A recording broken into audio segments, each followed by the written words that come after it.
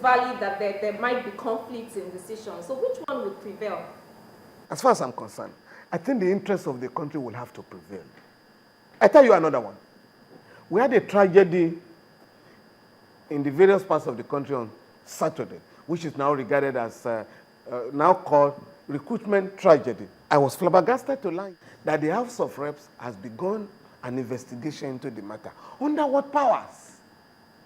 That is the exclusive preserve. That's the business of the National Human Rights Commission. With respect to the areas of murder, if you want to pursue murder, you call the police. The National Assembly is not an ombudsman. They are representatives of the people. No. Speaking the minds of the people. No. They can condemn the tragedy, like all well-meaning Nigerians have done. But in terms of investigating, it has nothing to do with lawmaking. So you will call the appropriate agency of government. Which is? The National Human Rights Commission, the Nigerian Police Service, force. Can you investigate and let us have a report? But you can't investigate the Federation account. That is the constitutional duty of the Auditor General of the Federation, whose reports will then be presented to the National Assembly. But you cannot usurp the functions of the National Assembly, of other agencies of the government. If there is corruption, you have the ICPC. If there is fraud, economic and financial crime, you have the EFCC. But you know what happens now? The National Assembly usurps the powers of these statutory bodies. At the end of its investigation, it then sends the reports to these bodies. Say, for instance, the EFCC. That body will now have to begin the investigation afresh. Yes. Because it cannot rely on a report compiled by a body that is not vested to do so by law.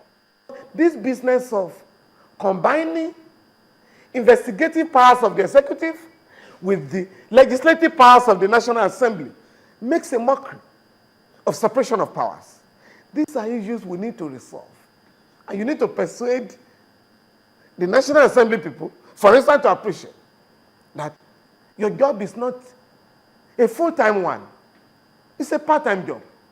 Because the Constitution says the National Assembly shall sit for not less than 181 days a year. That's 6 months. It does not say for 365 days. So the business of lawmaking is part-time. Executive functions are full-time. They are well spelled out in the Constitution. So these are issues we need to bring out and convince and persuade the National Assembly people. And these are the issues that should be up for discussion at the National Assembly. Yes, in the interest of the country, so that you can save costs of governance and retrieve funds for development.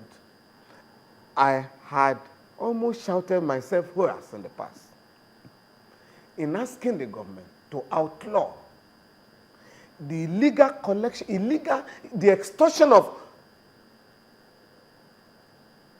people who have no jobs. Because it is against our law. It's against our culture, against our tradition, for a government or anybody to profit from the misfortune of the underprivileged. Yes. How do you ask people who have no jobs? Who have no jobs to pay? When is your duty to give them jobs in the first place? So the police did it about 5 years ago, collected 2 billion naira. The NDLA, across the country, the NDLA collected about 750 million naira. The Ministry of Interior had vacancies for 4,556 people. And you collected money, for goodness sake, from about 700,000 people. Well, what has made this case worse was that last year, we got the House of Reps to intervene in this matter. The Minister of Interior, Mr. Abamoro, was specifically told to drop the idea of collecting money from applicants. This was last year. Oh, yes. He disregarded them and has gone ahead. Because you cannot raise money, a penny, without an appropriation. That is Section 59 of the Constitution. So if he disregarded the National Assembly saying that and goes ahead to do the same thing again, can't legal practitioners like you do something? No, we are doing something. Of course, I've already sent a petition to the National Human Rights Commission for full investigation because it goes beyond the Ministry of Interior.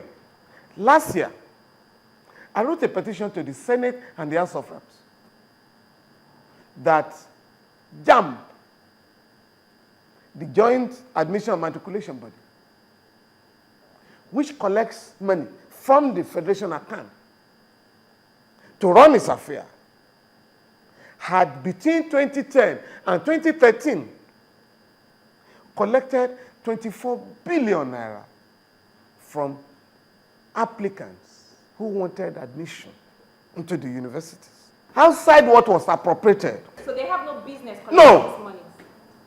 But no, and behold, the Senate Education Committee recently wrote to me, sorry, the money appropriated for JAMB was not fully released, so the money has been spent. You can't run a country like that. We must now look at Chapter 4 of the Constitution. That is no longer sufficient in another developed country like ours to talk of political and civil rights, which can only be enjoyed by the rich. We must now link Chapter 2 that contains socio-economic rights with Chapter 4. For me, that is the greatest achievement you can record in any conference in Nigeria. Because the majority of our people, Chapter 2 says, for instance, Section 16, those who have no jobs shall be entitled to unemployment benefits. And everybody shall go to school. Everybody shall be in a position to access affordable health. For the disabled, the government will have to provide for them. But that provision, those sections of the Constitution are deliberately not made justiciable by the ruling class. And that is why poverty is on the ascendancy in our country. Now, we intend to convince the National Assembly, if you don't want insecurity of life and property in all parts of the country, if you want to tame criminality caused by the youth, or criminality to which the youth are driven, we must now look at those areas of Chapter 2 that can guarantee a life of dignity for every citizen in our country. And I don't think that should be difficult. But it is even amazing that even the youths do not form a major part of this conference. Again, I fully agree with you that the national conference is skewed. The membership, the composition of the delegates is skewed in favor of the members of the ruling class. Retired generals, first-class traditional rulers,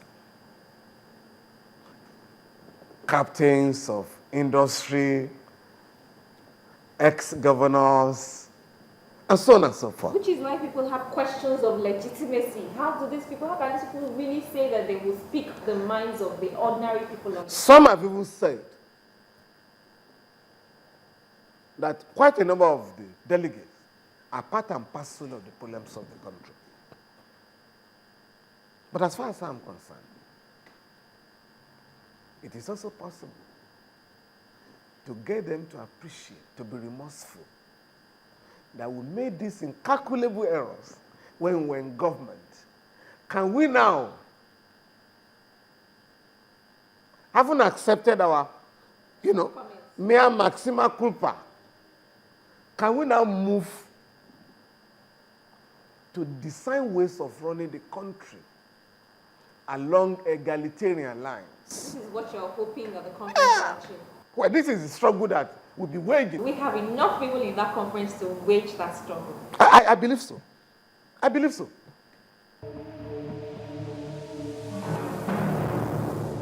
That is our interview, and if you're curious as to whether it will be accepting remuneration for the participation, the SNN says it will collect the money only for the purpose of channeling it to help the needy. Well, that's our program this week. If you missed any part of it, you can find it on our YouTube page. And of course, you can share your comments or questions via Facebook, email, or Twitter. Please use the hashtag LawWeekly. I'm Shala Shayeli. Thank you for watching.